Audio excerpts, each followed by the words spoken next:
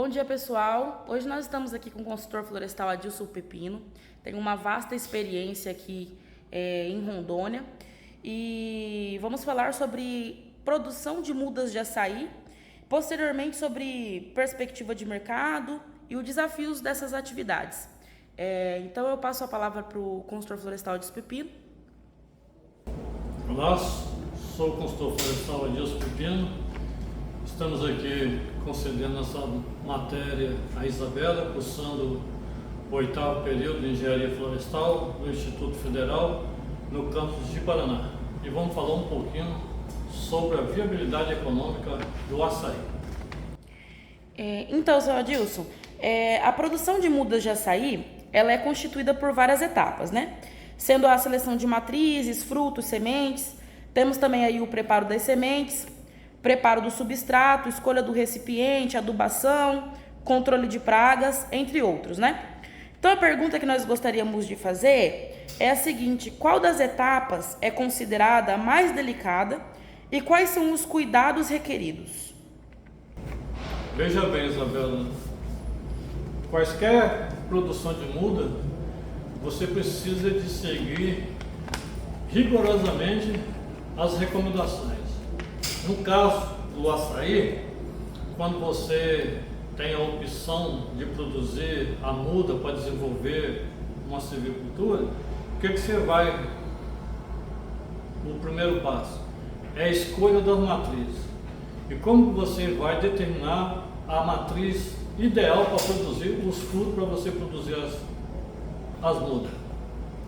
Você tem que observar a produção da planta, se vai produzir 1, ou 2, ou 3, ou 4, ou 5 latas de fruta, e observar a parte da carne do fruto, que é essencial. Talvez você tenha uma produção muito grande de fruto, mas você vai ter uma produção de polpa muito baixa devido à espessura da carne do fruto.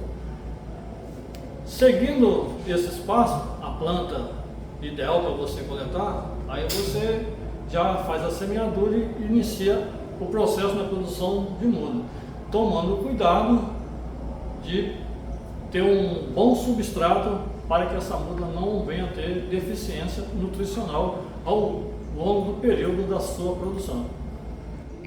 Beleza, perfeito.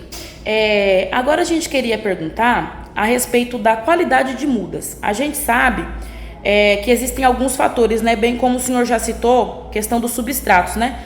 Mas nós também temos a nutrição, a questão da irrigação, a questão de quanto tempo a muda, né? Ela deve ficar no viveiro.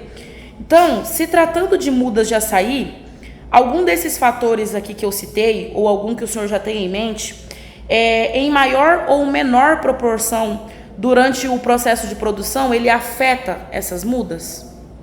Olha, nós seguimos aí 6 meses no mínimo de viveiro, vai termos uma muda rústica para levar para o campo. E precisamos ter cuidado na hora da rustificação. Você produz essa muda, aí determinado período você precisa de levar essa muda para uma área de rustificação para que ela se adapte com a instalação, para quando for para o campo não tenha o estresse hídrico que venha causar mortalidade. E outra coisa que nós devemos ter muito cuidado é qual tipo de variedade a gente vai cultivar. Açaí de solteiro, açaí de toceira ou BRS Pará, né? Tem que olhar com esse sentido, porque o BRS Pará só vai através de irrigação. Você não pode cultivar o BRS Pará imaginando que vai ser naturalmente, tá? Perfeito. Agora que a gente já listou alguns detalhes, né, sobre a questão da produção de mudas, eu queria saber do senhor qual a perspectiva de mercado para a produção dessas mudas e também se o senhor puder falar um pouquinho sobre os desafios, né, na realização dessa atividade hoje em dia.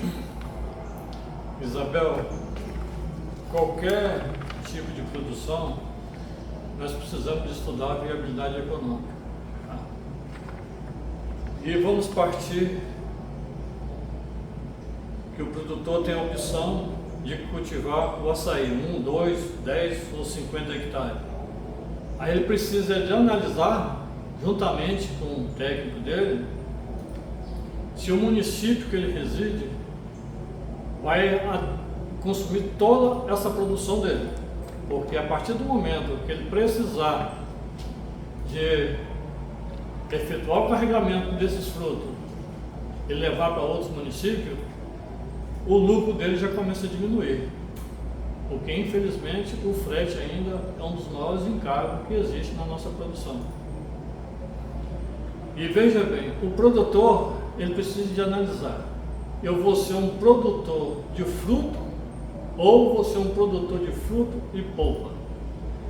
Porque a sua receita, se ele for produzir só fruto, um exemplo, uma lata de açaí de 18 litros hoje está em média aí R$50. Tá? 1 hectare de açaí, o BRS Pará, produz em média 270 latas de fruto. Se ele vender R$50, ele vai ter uma receita, se eu não me engano, de R$13.400. Se ele produzir o fruto e processar esse fruto e vender a polpa, cada lata de açaí produz em média 8 litros de polpa. A polpa é comercializada a R$15 o litro. Ele vai ter uma receita de R$32.500, se não me engano a memória aí. Então, o meu conselho é que o produtor, ele opta pela produção de fruto e o processamento desse fruto para que possa negociar a polpa. Perfeito. Seu Pepino, eu gostaria de agradecer a entrevista e agora nós seguimos para o nosso próximo entrevistado. Muito obrigada a todos que estão assistindo. Bom dia, professor. Bom dia. É um prazer, recebê-lo para essa conversa.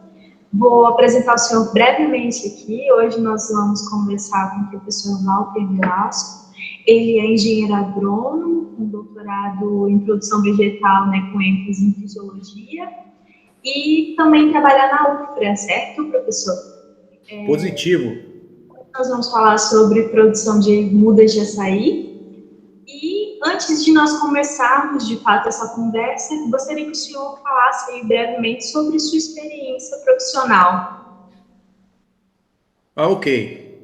Eu sou engenheiro agrônomo da Universidade Federal Rural da Amazônia e também contribuo com disciplinas de fruticultura, propagação de plantas e palmeiras potenciais na Amazônia, onde eu entro com açaí e coco,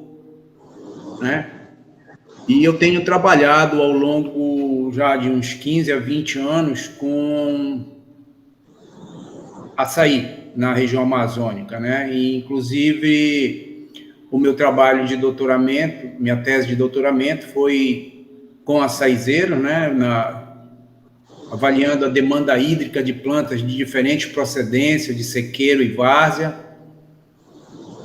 Então é isso, eu tenho uma maior atividade voltada para a fruticultura tropical, de modo geral, principalmente as nativas da Amazônia. Certo, professor. Já sabemos que o senhor tem uma bagagem aí enorme para contribuir com a gente sobre esse tema, sobre a produção de mudas de açaí. E para a gente iniciar essa conversa, a primeira pergunta que a gente tem sobre esse tema está relacionado às etapas de produção de mudas do açaí, Nós sabemos que a produção de mudas, em geral, ela envolve a parte de seleção de matrizes, de frutos, sementes, e também parte de escolha de substrato, adubação, enfim, existem várias etapas, na produção de mudas, e a pergunta que a gente faz existe uma dessas etapas que é considerada aí a mais delicada, a mais importante, uma fase que a gente precisa ter um cuidado maior quando a gente fala de produção de mudas de açaí? Bem, Érica, em primeiro lugar, eu queria deixar claro o seguinte, toda a nossa conversa vai ser em cima do Euterpe oleracea, a espécie que tem a maior ocorrência na Amazônia, né?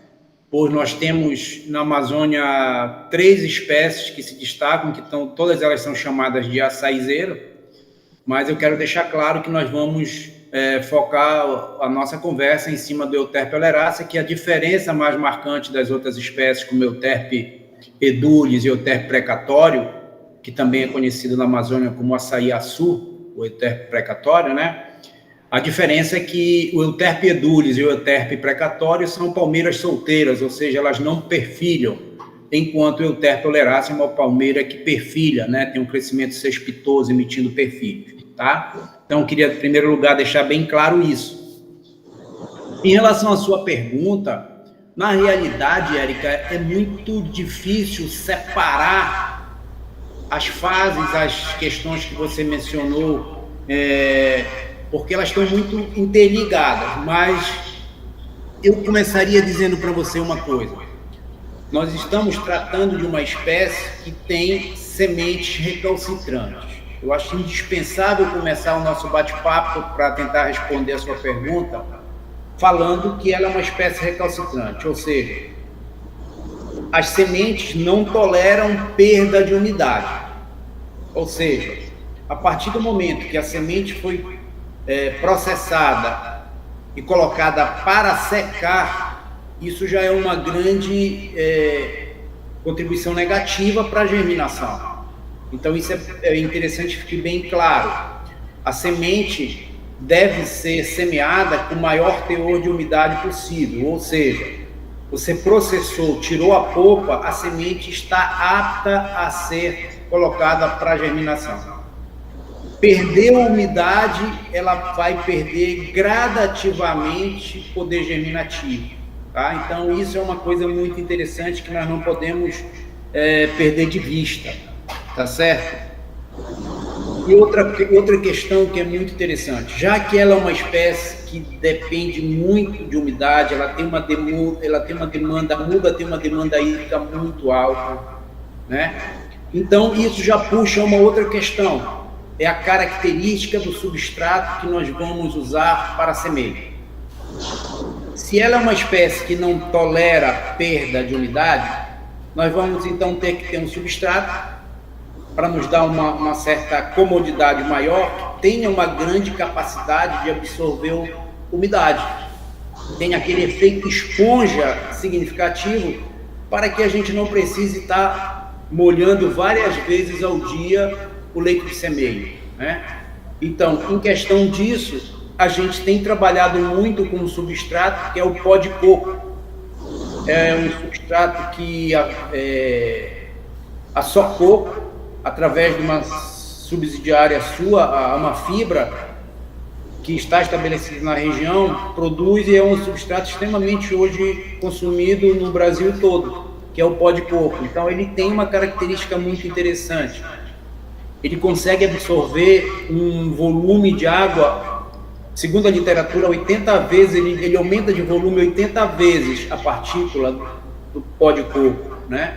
Que ela é retirada da fibra do coco seco. Então, esse substrato a gente tem usado muito aqui, a gente molha um dia, passa até 2 dias sem precisar molhar, e isso dá uma comodidade, além de que proporciona a umidade ideal para que a planta, que a semente não tenha prejuízo no processo germinativo, tá? Então, esse é um fator que eu considero muito importante na germinação da semente. Se nós, quando tiramos a semente para o semeio, percebermos que a semente tem um pouco de umidade, isso já compromete consideravelmente a germinação. Então, quando ela sai da máquina, que ela é processada para retirar polpa, ela sai em torno de 39% a 40% de umidade. E aí a gente vê que ela, perdendo umidade, ela compromete significativamente a germinação. Ok? Como eu vou tentar mostrar para vocês aqui, nesse slide aqui, né?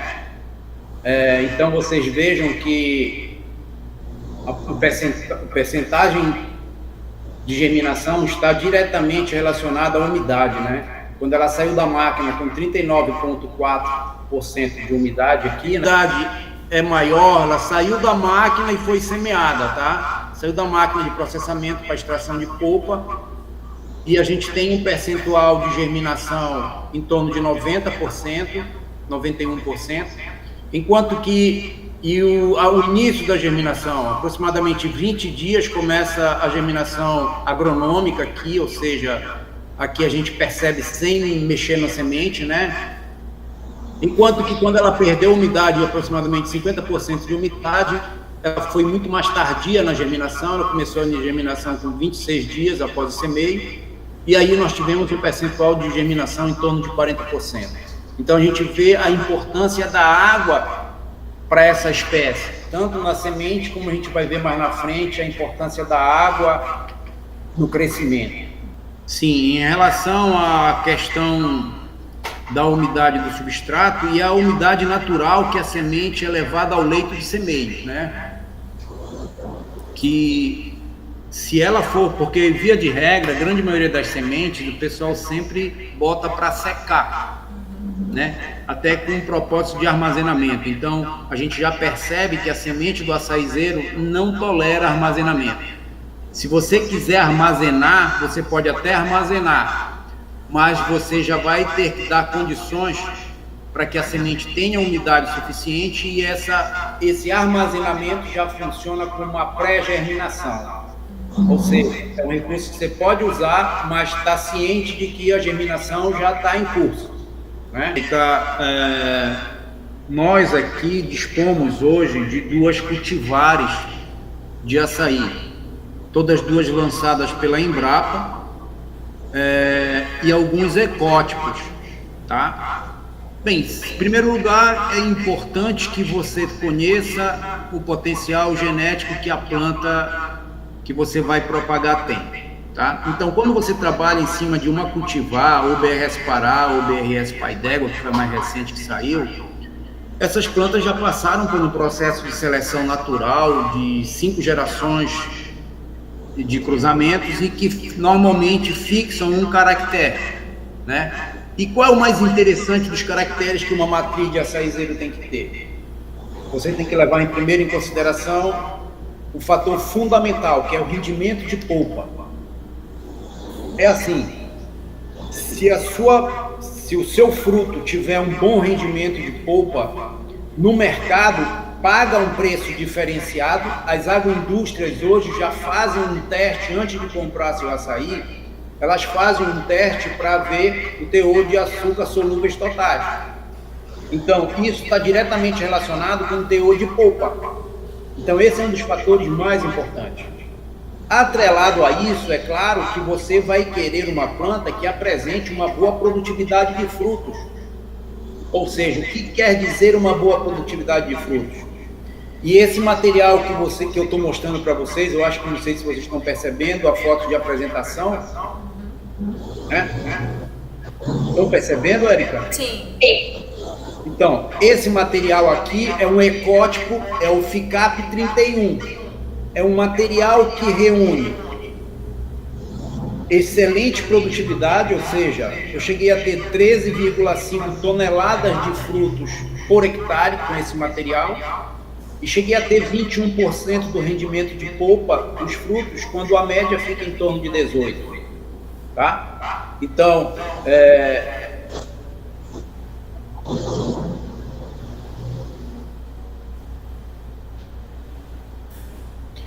resumindo a história, então esse material é um material diferenciado, mas ele é fruto de uma seleção massal. Ou seja, a diferença do ecótipo para cultivar é que a cultivar teve um processo de melhoramento com sucessivos cruzamentos e chegou na geração F5. O ecótipo não, ele é uma seleção massal. Ele foi selecionado, por exemplo, essa planta nós tiramos de uma fazenda que tem 32 mil poceiras de açaí, e essa planta sempre se destacou. Uma produtividade de cachos, número de cachos por ano em torno de 7. Teve anos que produziu 8, mas a média ficou em 7, alguma coisa, tá? Então, isso é o que a gente espera de uma matriz, que ela tenha boa produtividade de frutos, aliado a rendimento de polpa, porque Se o batedor de açaí, se a agroindústria de açaí comprar o seu açaí e não tiver rendimento, ele não compra nunca mais de você. Porque açaí tem que dar rendimento na hora do processamento, entendeu? Então, essas são as características que devem ser observadas para que você eleja uma matriz. E um detalhe todo interessante, a gente tem percebido que quanto menor o tamanho do fruto, maior o rendimento de polpa. Ou seja, é uma correlação muito forte, dimensão do fruto e espessura de polpa. A gente também tem percebido isso, dos materiais que a gente tem selecionado, que a gente tem trabalhado, entendeu? Não sei se respondi a sua pergunta. Certo, professor, muito obrigada. A próxima questão que a gente olha, né, que a gente vê que precisa ter uma atenção quando a gente fala de produção de mudas de açaí, diz respeito à qualidade dessas mudas, né? E aí a pergunta que fica, se nós sabemos que os fatores que influenciam isso é a questão do substrato, qualidade, né? Qualidade, né? Densidade de ligação. Tudo isso influencia na qualidade de uma muda. A pergunta é a seguinte: se tratando das mudas de açaí, qual desses fatores, alguns desses fatores, eles influenciam em maior ou menor proporção o processo de produção dessas mudas? Érica, uma pergunta muito interessante, e a gente tem se deparado com uma série de propriedades que têm tido problema na largada, né? Porque a muda está para o plantio, assim como a fundação de um prédio está para a qualidade, para a segurança do prédio, né? Então a gente tem se deparado muito em alguns produtores que normalmente plantam, compram material por conta própria, e depois que plantam o problema está estabelecido e a gente é chamado para tentar resolver. E muitas das vezes a gente atua muito mais como bombeiro para apagar o incêndio do que como engenheiro agrônomo, né? Então, resumindo a história, um dos problemas fundamentais para que você tenha um bom padrão de muda é a disponibilidade de água para a muda. A água é fundamental para ditar vigor na muda.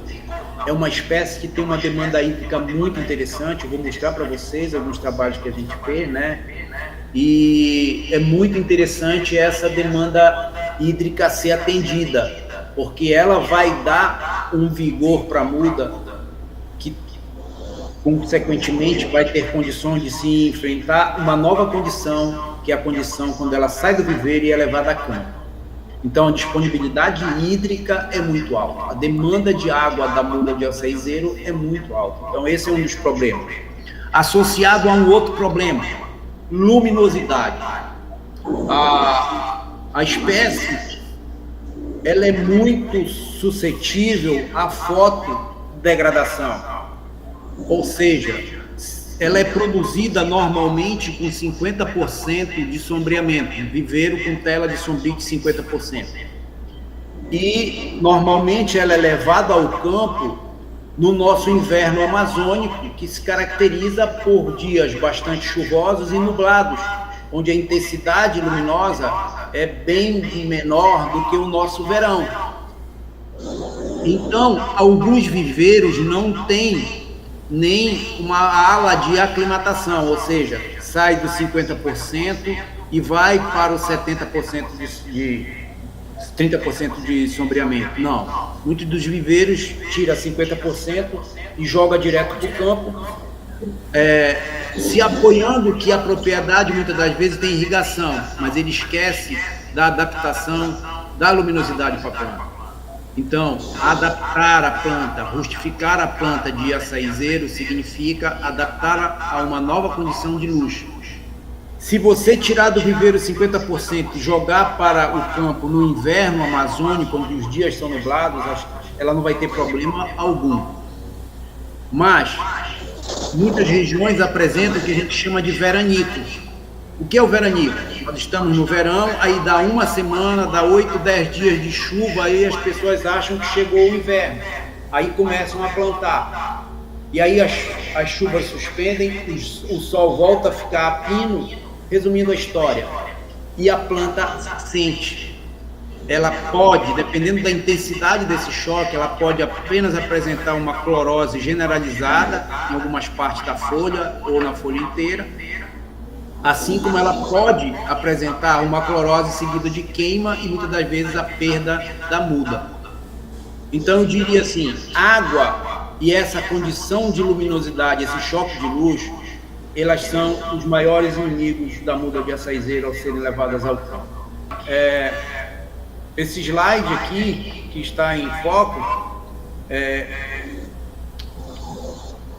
a gente tem aqui, da direita para a esquerda, diferentes lâminas de irrigação, e aí nós temos 4 materiais provenientes de áreas diferentes. Nós temos 2 materiais de várzea, nós temos 2 materiais de terra firme, que em cada bloco desse nós temos a quantidade idêntica de muda de cada procedência. Então nós temos 40% da capacidade de campo aqui à esquerda, aí a gente vê aqui 70%, 100% da capacidade de campo e 130% da capacidade de campo, né? E aí o que acontece ao longo do tempo? A gente vê que com 90 dias nós já perdemos todas as plantas onde a capacidade de campo era 40%. Já perdemos uma boa quantidade onde era 70% e nós estamos com a integridade das plantas na lâmina de 100 e 130%, né? Aqui aos 135 dias, o que a gente já percebe aqui? Já não tem mais 40, já não tem mais 70, algumas de 100 já começaram a morrer e a gente está com o stand íntegro das 130. E aqui é o final do experimento, 180 dias, né? Que é quando as plantas apresentaram um padrão morfológico exigido pela norma que já a gente aborda.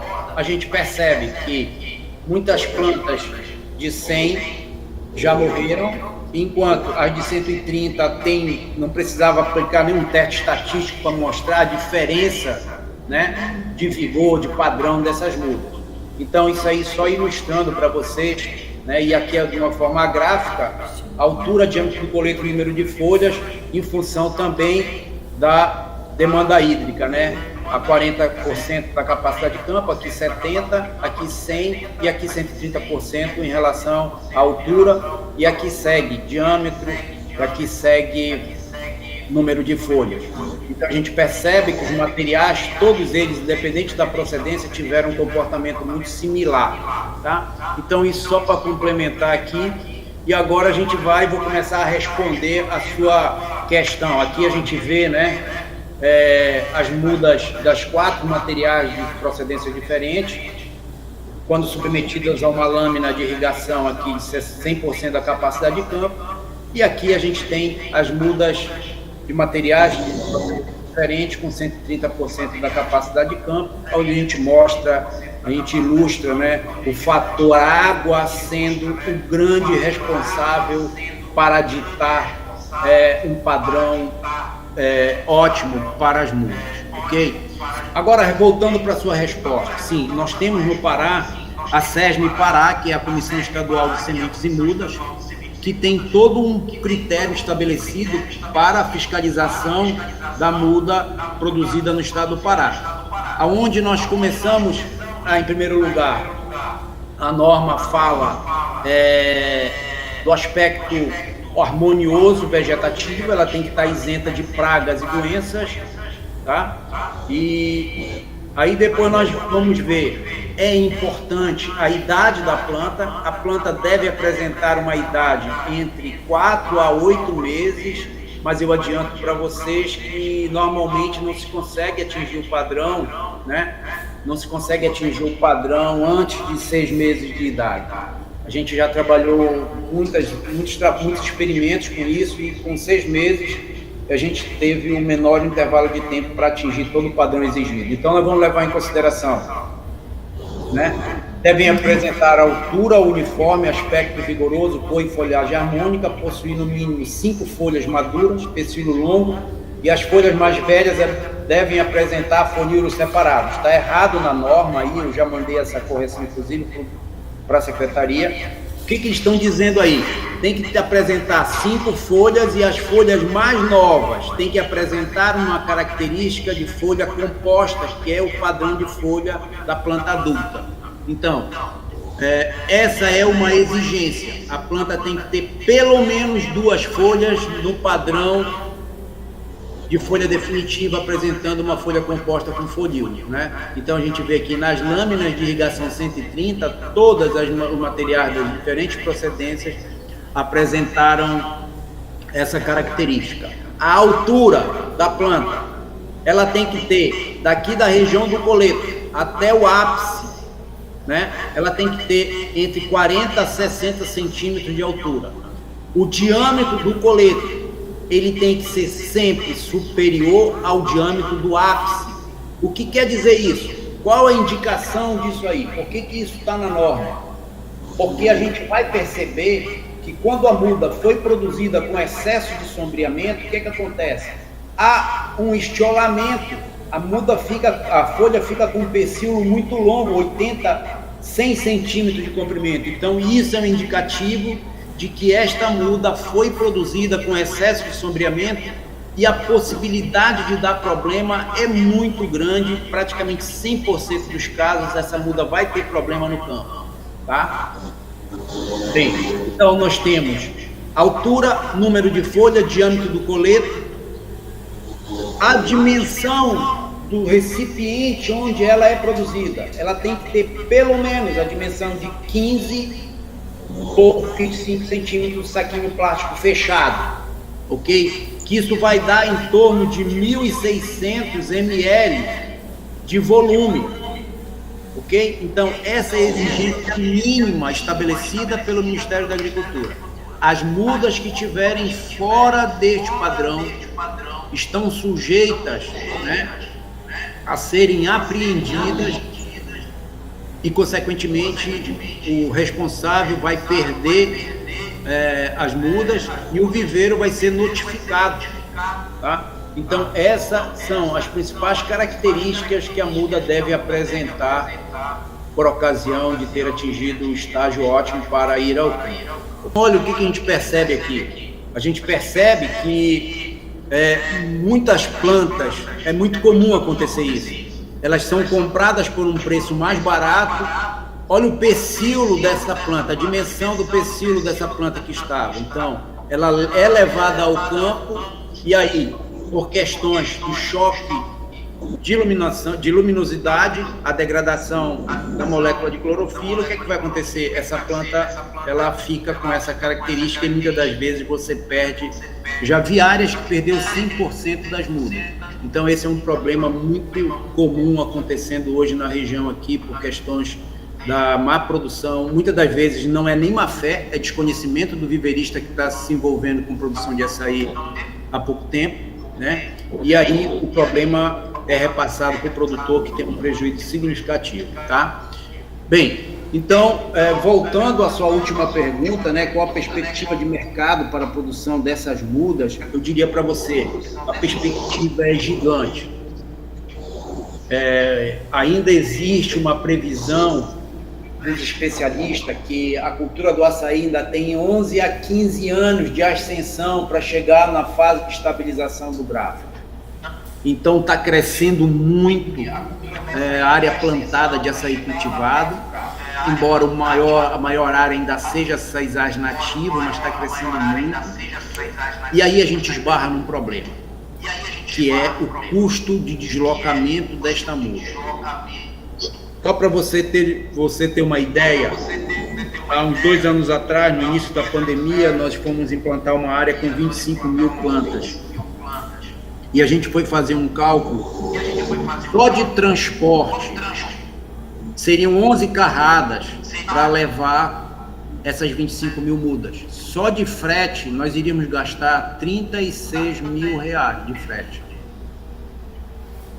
Enquanto que um novo padrão de muda que tem surgido no mercado, que é a muda Intubet, nós gastaríamos apenas 2.200. Então, essa questão do custo de transporte da muda tem mexido no mercado da muda no estado do Pará. E alguns viveristas já começaram a produzir essas mudas em tubete, tá? Então, a muda em tubete é uma realidade hoje. Por quê? Porque você leva numa bicicleta cargueira 500 mudas. Você leva no bagageiro de um ônibus 2.000 mudas em 4 sacos no bagageiro. Então, essa passa a ser uma nova realidade do padrão de mudas para açaí. No entanto, tem dado muito problema, né, em relação à perda de muda no campo, porque reduz um volume de 1.600 ml no saquinho padrão estabelecido pela norma e passa para 190 ml, né? Então isso tem dado um problema muito grande. Por outro lado, o crescimento das áreas plantadas tem esbarrado no segmento custo de frete para se transportar essas mudas, e aonde hoje um grande número de propriedades de maior porte, de médio para grande porte, já tem que se optar em produzir essa muda na própria propriedade para que esse custo seja minimizado. Mas fora isso, resolvendo esses problemas, Érica, eu diria para você que a perspectiva é muito boa, o açaí está numa explosão muito grande de mercado, e isso tem inclusive ajudado muitos produtores que não cultivavam açaí, que estavam endividados, né, migrarem para o açaizeiro e começarem a ter condições de um retorno financeiro que justifique o pagamento das suas dívidas e comece a gerar retorno financeiro interessante, tá? Então essa é a visão que a gente tem hoje em relação ao açaizeiro no estado do Pará.